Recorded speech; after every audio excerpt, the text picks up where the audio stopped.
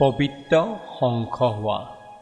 বাবাই কৈছে, মৰমৰ সন্তানসকল, পিতা যি হয়, যেনেকুৱা হয়, তেওঁক যথাযথ ৰূপত চিনি স্মৰণ কৰা।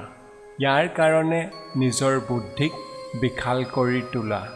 প্ৰশ্ন: পিতাক গৰীবৰ ত্ৰাণকৰ্তা বুলি কিয় কোৱা হৈছে?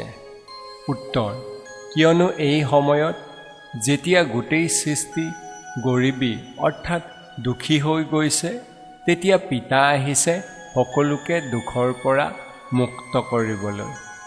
বাকী কাৰোবাক পুতৌ কৰি কাপোৰ দিয়া, পইচা দিয়া, সেয়া কোনো ডাঙৰ কথা নহয়।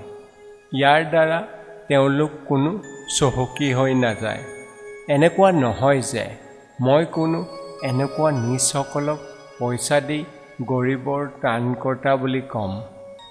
মইতো গৰীব অৰ্থাৎ পতিতসকলক, যাৰ জ্ঞান নাই, তেওঁলোকক জ্ঞান দি পবিত্ৰ কৰি তোলোঁ। শান্তি ধাৰণাৰ বাবে মুখ্য সাৰ: ১. জ্ঞানী যোগী হৈ মুখেৰে সদায় সুখদায়ী বচন উচ্চাৰণ কৰিব লাগে। দুখদায়ী হ'ব নালাগে।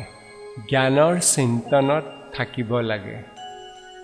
মুখেৰে জ্ঞান ৰত্নহে উচ্চাৰিত কৰিব লাগে। ২. নিৰ্মোহী হ'ব লাগে। প্ৰত্যেকৰ পৰা মৰমেৰে কাম আদায় কৰিব লাগে। ক্ৰোধ কৰিব নালাগে। অনাথক সনাথ কৰি তোলাৰ সেৱা কৰিব লাগে। বৰদান: অপবিত্ৰতাৰ নাম চিহ্নক সমাপ্ত কৰি মহামহিমৰ উপাধিপ্ৰাপ্ত কৰোঁতা পবিত্ৰ শংখ হোৱা। শ্লোগান: সৰ্বস্ব ত্যাগী তেওঁ, যিয়ে পুৰণি স্বভাৱ সংস্কাৰৰ বংশকো ত্যাগ কৰে। শান্তি।